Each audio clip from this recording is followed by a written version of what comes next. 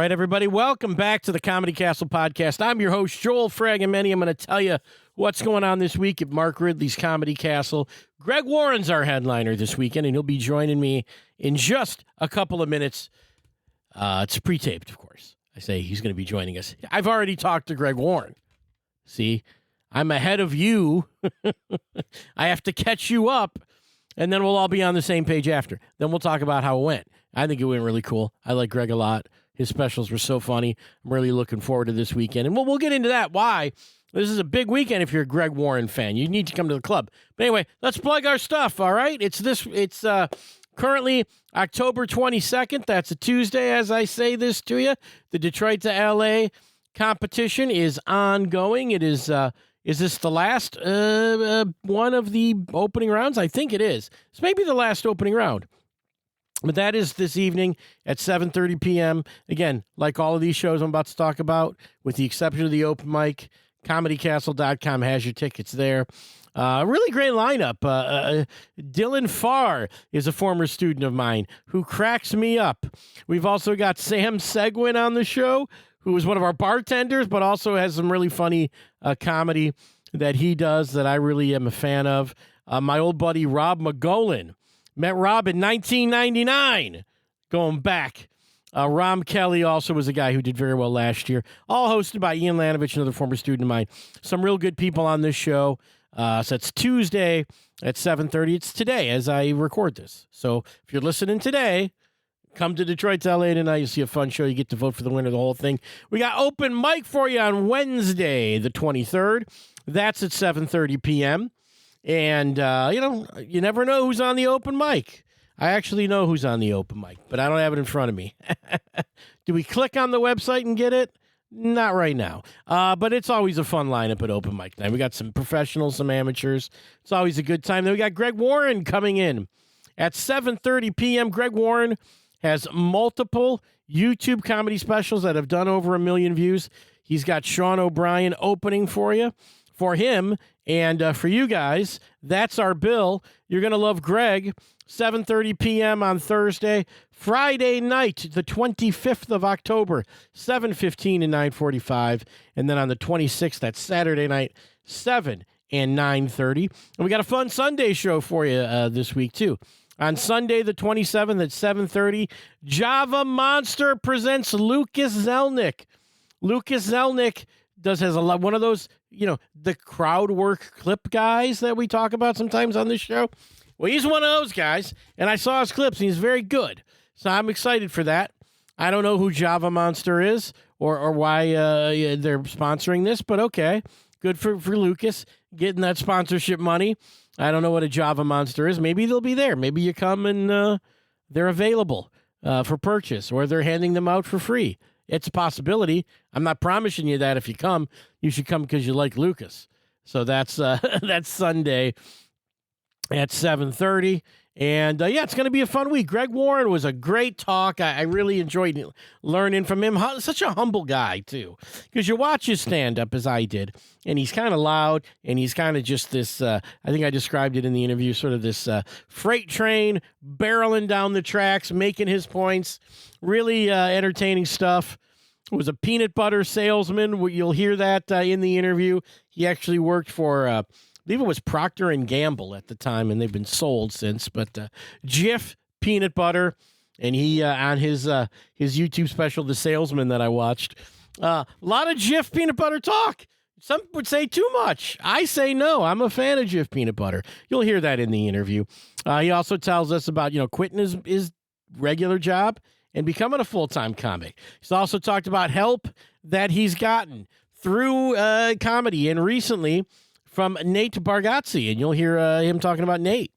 Yeah, Nate's really helping him out. Nate's doing a lot of stuff for comics. He's really doing, we talked about, Keith Alberstadt opening for Nate, and Keith goes out with him, and Greg has as well. Greg's also got his own podcast that is available. That you can that is on Nate's, what do you call that? His network. He has a podcast network. Nate does. But anyway, you hear us talk about that. We'll talk about St. Louis sports. You'll hear us talk about Lots of fun stuff that we talked about. High school wrestling. I brought that up because I was a high school wrestler. Did I insult Greg Warren? I want you to listen to this interview as we play it. Did I insult him? Did I unknowingly say something? I will tell you after the interview. I will make a little game out of it. I will tell you after the interview where I think I insulted him, and then maybe you can go back, not meaning to insult him. No insult necessary. I took no, I don't know. I think I made fun of myself. I said, hey, I'm kind of like, yeah, anyway, you'll hear it. Greg Warren's great. His specials are so funny. I really enjoyed watching him, really enjoyed talking to him. So let's take you to that interview with Greg Warren, everybody. Here it is.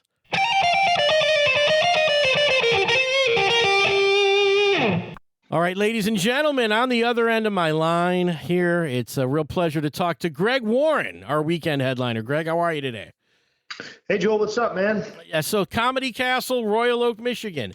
I've been on the staff for a long time. I've performed at that club for almost 25 years now, and I don't remember you being there ever. Is this the first time, or have you been there? Is it a long time ago? Yeah, I would say I've been there a handful of times, but it's been probably maybe 10 years or more since I've been there. All right, yeah. Well, it's great because you're having so much success, and I know, your name just comes up around. I think it was last weekend, even Joe List, having nothing to do with me, said, I got to get a hold of Greg Warren. I heard that come out of his mouth, having nothing to do with me or anything. Yeah, Joe actually texted me. I think it was Saturday. He's the best, man. Yeah. I love that guy. Yeah, Joe's great. We had a great weekend with him. But just out of the blue, I'm like, Greg Warren? Everybody knows this Greg Warren guy. He's everywhere. Yeah, I don't know if people are crazy about that. Maybe it's had their limit, you know? Was there a better time when people didn't know who you were, where you were like, yeah, this is... No. I'm saying for them. For me, it's outstanding. I'm really glad. Yeah. I'm saying for me, it's fantastic. It's great to be known. But, maybe people out there are like, I think we just about had enough. Yeah. Well, most comics are unknown, and speaking for myself, and you're unknown, and then it's like you're doing stuff and you're really funny, but people don't. It's like people, until they know who you are or they've seen you on a thing, they don't even trust that you're funny. Yeah. It's weird. Like you'll be, I'm in town to play at this place, and are you funny? No, they just booked the unfunniest person they could find and said, you come in from Detroit. Yeah, I don't know what people are thinking. Right. Yeah, man. But I spent the last day or so watching your specials. You got millions of views there, sir. Yeah, man. It's been. I got this little late life in my career or something. Okay. That, I don't know. I mean, I've had I've gotten to do a lot of cool stuff in the last 25 years or whatever. But you're up, you're down, and then the last 2 or 3 years have been pretty awesome. That's true. Do you attribute that to any particular thing? Yeah, I was wearing jeans, for a long time on stage. Yeah. And I went to those sort of bird dog type pants. Yeah. And I think that might be it. Yeah. I also switched from more of like a lifestyle Nike, retro running shoe to the Air Max. And I just think it makes me a little funnier, to be real honest with you. Yeah. I think that's it. Hey man, I think it's a lot of stuff. I got better. I mean, I think I didn't believe that for a while. I was like, it doesn't matter how good I get. But I got better, and then I got a few breaks. I started being like all the way clean maybe 10 years ago, and I think that at least gave you like a lane to operate in. I was never really dirty, but I was probably a little more profane than I needed to be, and so that like sort of gave me a lane. And then I just had a few things that hit, and then in the last couple of years, Nate Bargatze has really helped me out a lot. am a regular on his podcast. I've been on there a bunch of times. He produced my last special, which really had a lot of success. And that's the Salesman, right? That's a great special. Oh, thanks, man. Yeah, Nate's been doing. Thank you. Nate's been doing pretty good himself. So, yeah, Nate's great. Nate came to our club. I always tell people, I go, Nate was here 7-8 years in a row. First couple years, nobody knew who he was. Yeah. So and then we just launched a podcast, my own podcast on his network. So yeah, man. I mean, it's been a lot of fun. I mean, I've always loved the process of just trying to come up with a new hour full of material and getting it. The Sirius Radio has always been a really good supporter of mine. So I was always like, okay, if this doesn't wind up on any sort of video special, at least it's somebody's going to hear it. And then in the last, I don't know, 5-10 years, it's like, oh, you can also do a video component with it. So it's been really fun. Yeah, that's great. And social media, who, people go, this social media thing and the internet is this young man's game. But as I've seen from hosting the show and talking to everybody, I had Brad Upton out a couple weeks ago. It's like, that guy blew up. Your thing is huge. And it's kind of like, wow, this guy, and it's not a 20-something doing crowd work. It's a guy who's super talented and is just joke after joke after joke. That's one of the things I love about your set. Oh, thanks, buddy. Yeah, man. I was probably not an early adopter of like YouTube or something. I was like, this is stupid, man. You guys hold out, get a Comedy Central special like you're supposed to. And then, it's been really good for me. Yeah. And I liked one of the things about, especially in The Salesman, you are talking about things that, maybe a comedian would make a joke about peanut butter. Maybe they would, they'd make a thing about Jif is better than this. You could see a comic doing that. I don't know how many minutes you do on peanut butter, but it's amazing. It's really incredible. Yeah, it's incredible. And the audience is with you. And they're like, I don't think they're, I didn't feel this way watching it. Like, that's enough on peanut butter. Move on, dude. Not at all. I could have taken more. I could have taken 30 more minutes on peanut butter. I mean, I think there needs to be more said about it. If I regret anything, I think I left a lot of peanut butter material on the table. I had Jif for breakfast this morning on my toast, so I can't. Outstanding. I'm one of your people. That's good thinking. Exactly. Yeah, that's good thinking. Exactly. You could, in the pandemic, that was one of the first things that disappeared, as I remember it. Oh, really? Jif peanut butter. Yeah, couldn't get it. It was just sold out. Everyone just hoarded the Jif. Like, you could go to CVS and they'd have some off-brand and you'd just buy it. And I'd come home and like, honey, this is what they had. Couldn't get, Jif at Kroger. Well, I hate to be the one to, I was in all honesty, I did work for Jif for several years. But I think what you might have been running into at that point, there was a product recall. Yeah, I do remember that. But at that point. So I'm not sure that was a COVID issue. Yeah, that might have been and I'm telling you, it was hot. It was like, that's the thing that people needed to get through the pandemic was a jar of Jif. And more than one jar, probably two. We had a misstep, man, and I'm not proud of it. But I didn't do it. I was long gone. So you did decide, though, you were in this food, and you talk so much of it on The Salesman that I don't want to repeat all that stuff, but you left that food sales industry just to do comedy. Yes. Yeah, I think it was 2001, actually. Okay, yeah. Well, and, it was kind of a hard decision because I was making a lot of money. And I didn't hate the job. It was a good job. Yeah, sure. I didn't really have the passion for it that I, do for stand-up. I felt like there was something missing. And I probably should have quit years before that, but I kind of took my time. And, that the good thing is by the time I did quit, I kind of knew what I was doing. I'd been doing it locally quite a bit, and I also had saved up some money. That's true. That'll help. So that's good. And, on the other hand, I don't know. I think maybe there would have been some more opportunities earlier if I would have quit when I was 25 rather than 33. But. Yeah. Well, that's hey, it's where you are now is where not everyone gets.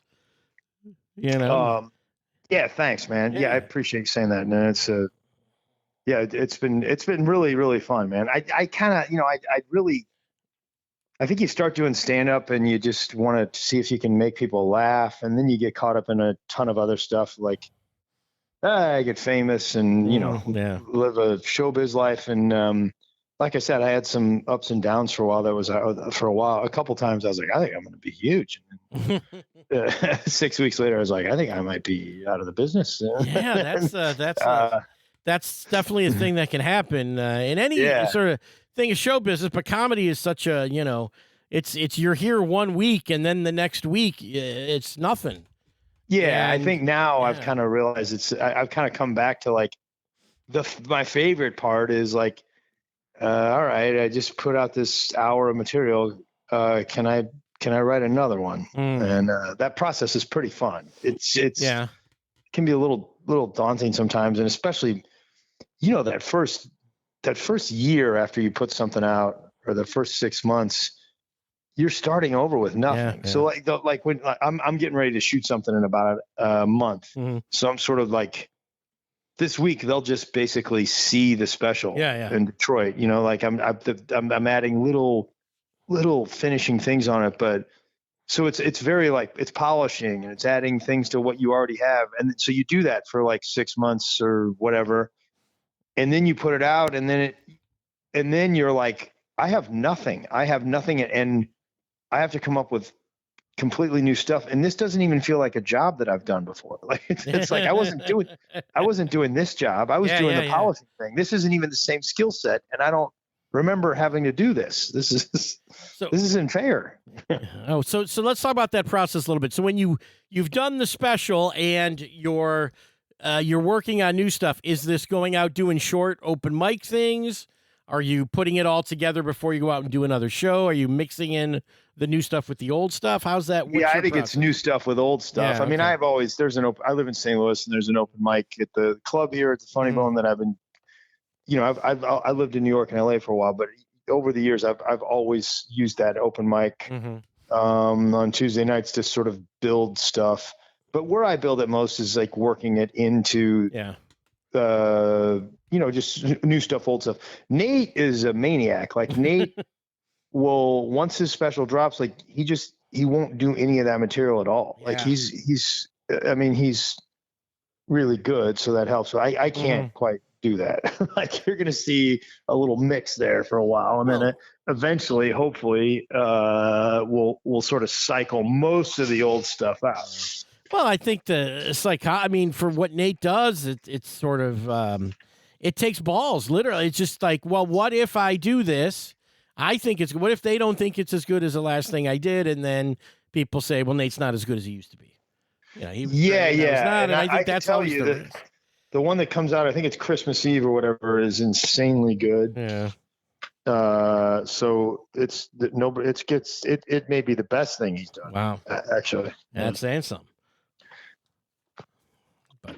But he deserves all the success. That dude works. I mean, just that right there is working hard. Just refreshing this stuff, which maybe that's easier when you've got a deal to release this thing for a bunch of money. But whatever it is, it's inside of him, and he's great at it. So yeah, I would say maybe you have more motivation, but it's certainly not easy. Not at all.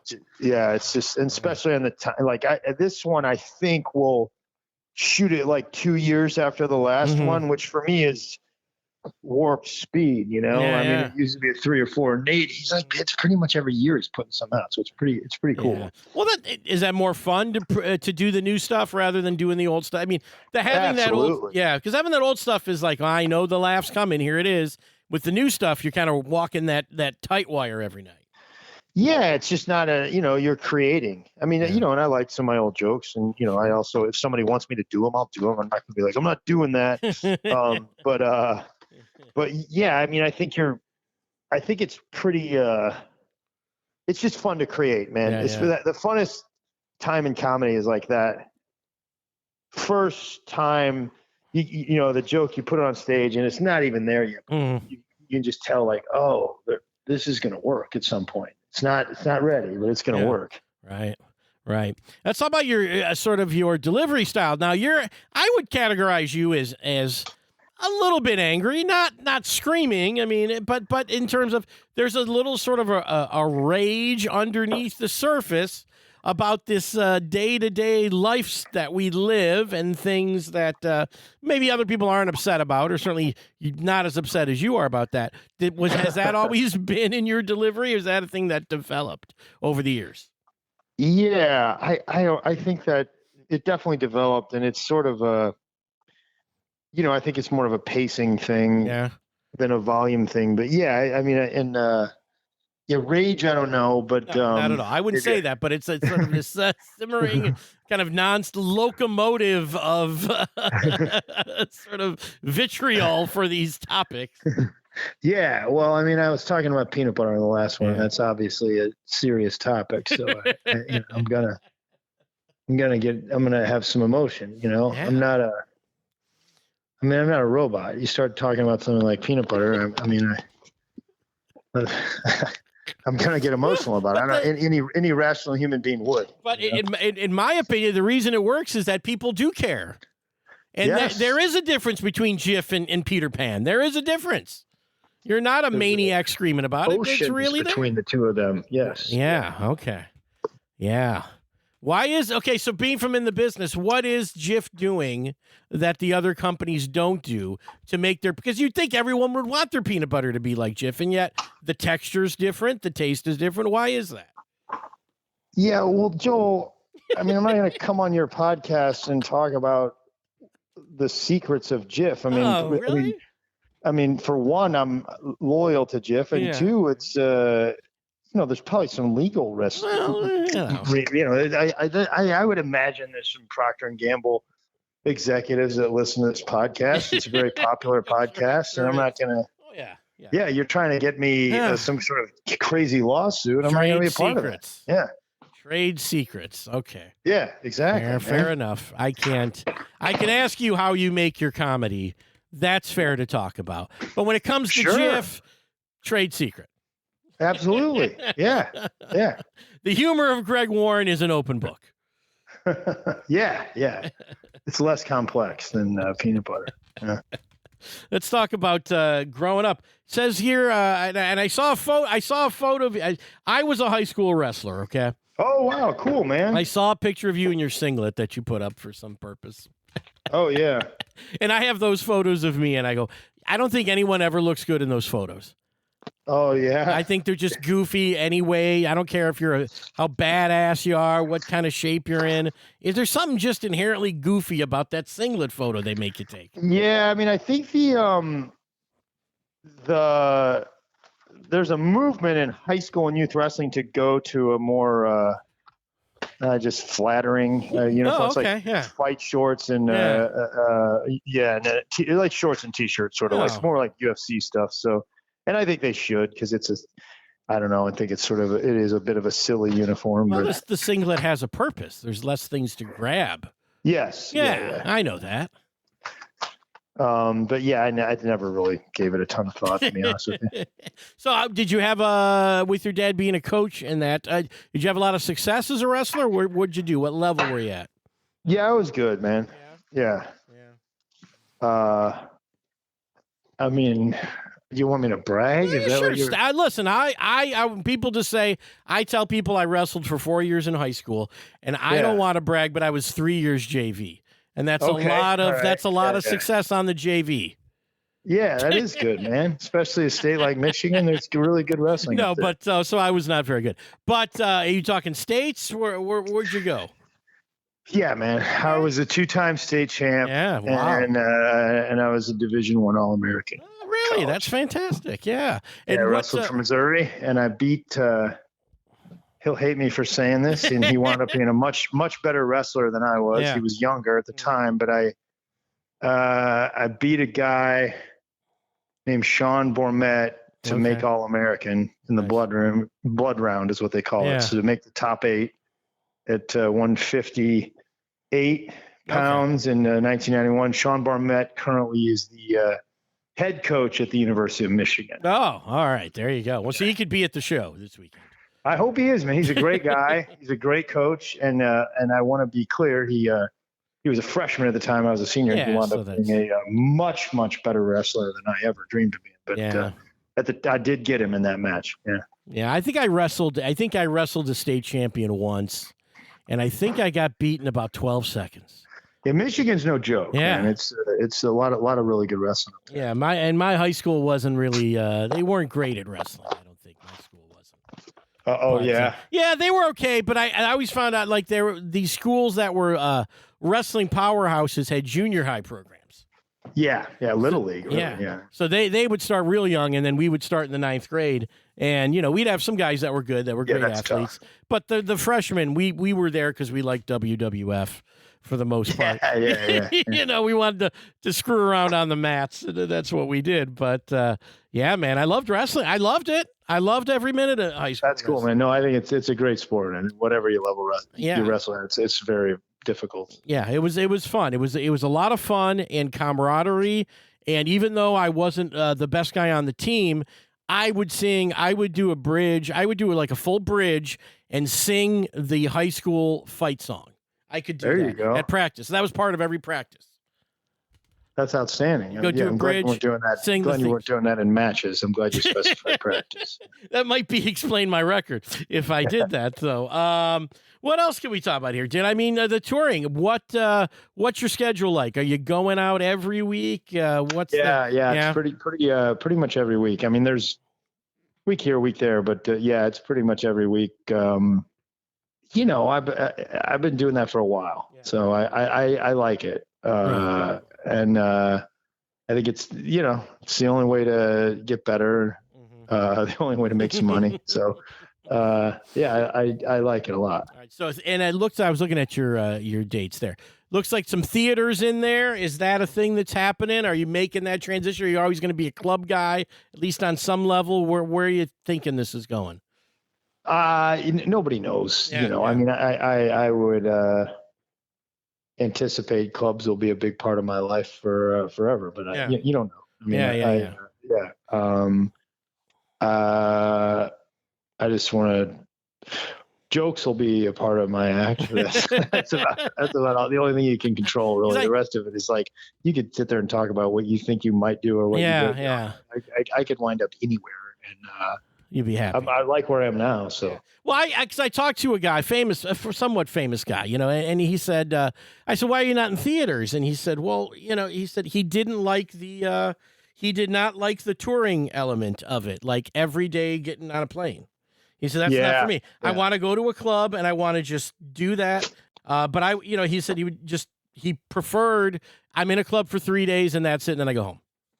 Yeah, that is it is kind of like, this weekend, I'm really kind of looking forward to you get into town, you're there for 3 days, you're doing shows, you're kind of settled and you can really dial in, you listen to your act the next morning and you really dial in. Where I've been part of tours, or I've opened for people or whatever, where you're in one town on Friday and then you're in a completely different town on Saturday. And yet, you're in an airport all day or on a plane. And it is hard to sort of, I think there's something about the rhythm of working comedy clubs that is really fosters creativity.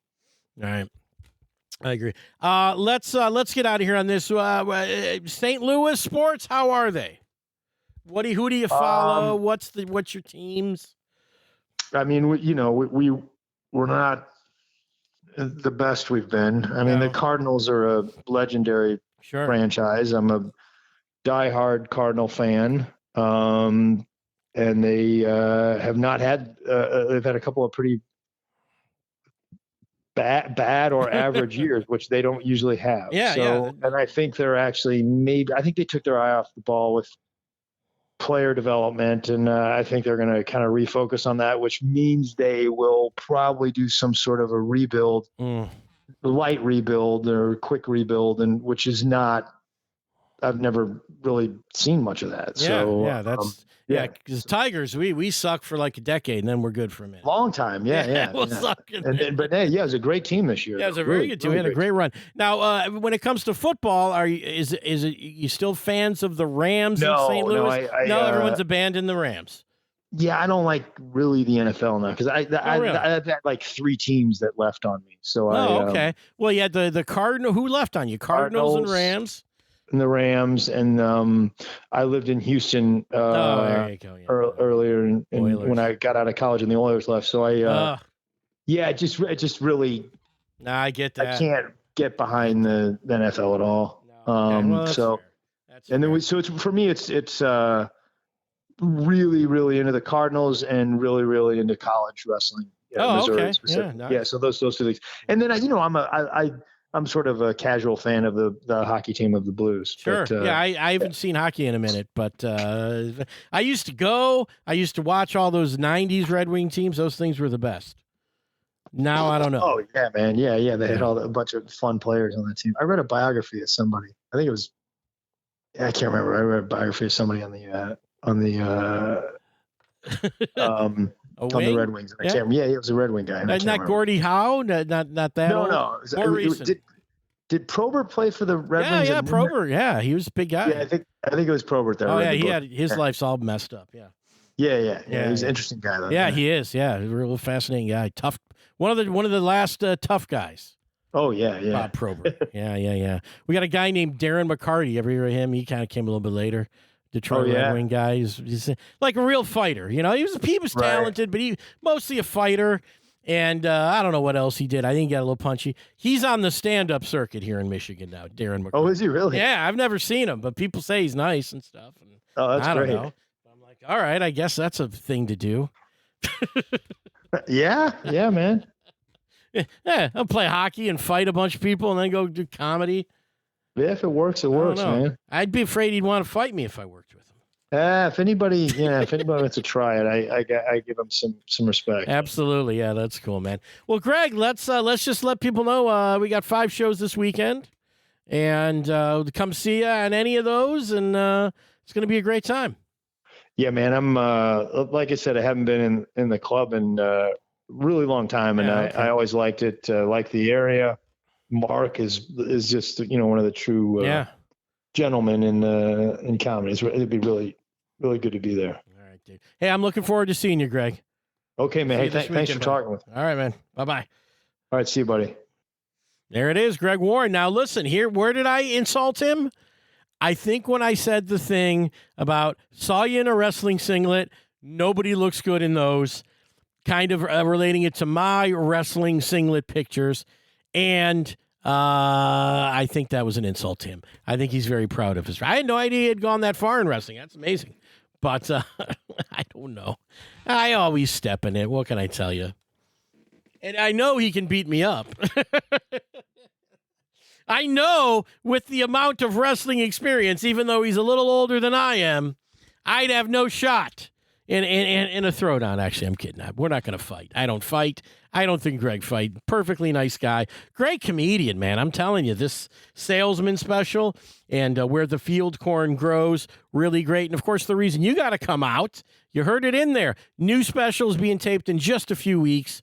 So you'll pretty much be hearing it this weekend at the Comedy Castle. Hear it early, hear it live. That's the best way to experience comedy. Thanks for Greg for talking to me. And it's going to be a great time this weekend. But a lot going on this weekend at the Comedy Castle. This week, Detroit to L.A. tonight, open mic, Greg Warren, Lucas Zelnick on Sunday. And keep you busy here as we're in the fall. We're in the busiest time of the year, usually, at the Comedy Castle. And it's great to have everyone out. We had Joe List last week. That was a great week. Jason Phylan Mars, or Merez, as I like to see. Great guest last week. Just keeping it rolling for you at the Comedy Castle. We're having a great time doing these shows, putting them together for you. So thanks for listening to this show, coming out, supporting the club. We'll catch you next time. Well, actually, we're going to catch you this weekend for Greg Warren at the Comedy Castle, and then we'll catch you next week, guys. All right? Have a great one. We'll see you out there. Bye-bye.